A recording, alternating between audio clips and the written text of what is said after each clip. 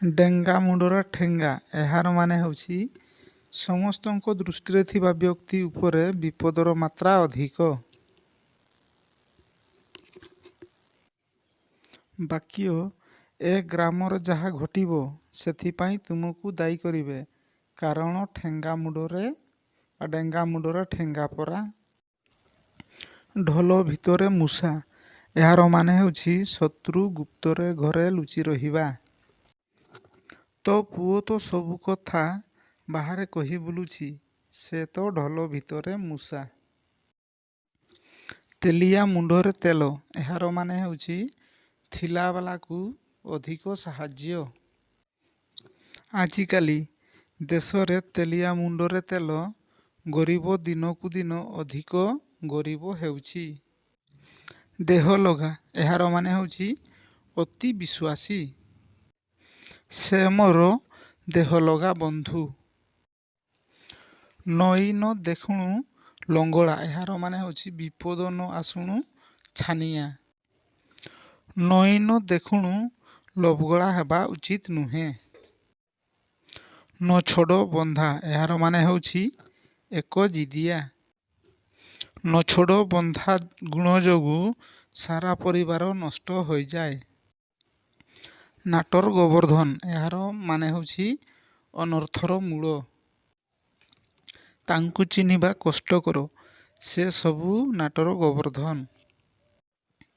ଫାଙ୍କା ଆୱାଜ ଏହାର ମାନେ ହେଉଛି ବୃଥା ଧମକ।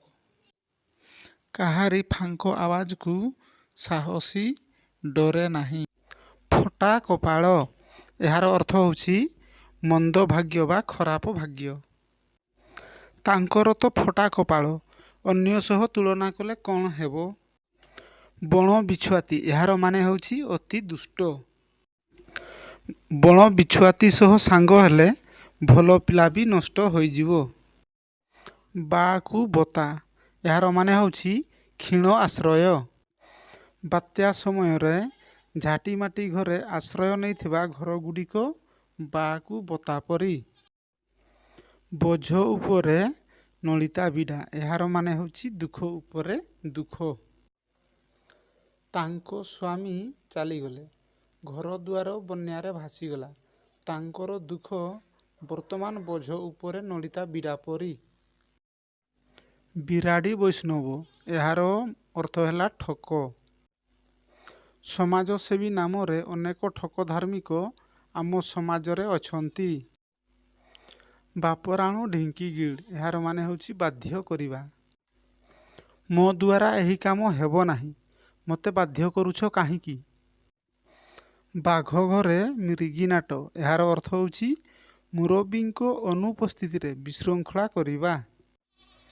ଶିକ୍ଷକ ନଥିବାରୁ ପିଲାମାନେ ପାଟି କରୁଛନ୍ତି ଏ ତ ବାଘ ଘରେ ମିରିଗି ନାଟ ଚାଲିଛି। ବାହାଘର ବେଳେ ବାଇଗଣ ରୁଆ ଏହାର ଅର୍ଥ ହେଉଛି ଆଗରୁ ପ୍ରସ୍ତୁତ ନ ହୋଇ ଶେଷ ସମୟରେ କାମ ଆରମ୍ଭ କରିବା। ବର୍ଷ ସାରା ବୁଲି ବୁଲି ପରୀକ୍ଷା ସମୟରେ ବହି ଖୋଲିବାଟା ବାହାଘର ବେଳେ ବାଇଗଣ ରୁଆ ସଦୃଶ୍ୟ। ହୁଙ୍କା ପିଟା ଏହାର ଅର୍ଥ ହେଉଛି କିଛି ନ ବୁଝି ହଠାତ୍ କାମରେ ଲାଗିଯିବା। ତାଙ୍କର ହୁଙ୍କା ପିଟା ନୀତି ଯୋଗୁଁ ସେ ହଇରାଣ ହେଉଛନ୍ତି। ହାତ ବାରିସି ଏହାର ଅର୍ଥ ହେଉଛି ଯାହା ସାହାଯ୍ୟରେ କାର୍ଯ୍ୟ ହାସଲ ହୁଏ।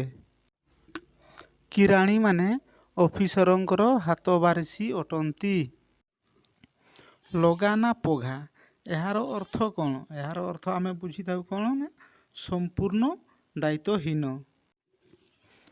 ତାର ଲଗାନା ପଘା ଅଛି ତେଣୁ ତାଙ୍କୁ ଯେକୌଣସି କାମ ଦେଲେ ଚଳିବ ନାହିଁ କାରଣ କାହିଁକି ଲଗାନା ପଘାର ଅର୍ଥ ହେଲା ସମ୍ପୂର୍ଣ୍ଣ ଦାୟିତ୍ୱହୀନ।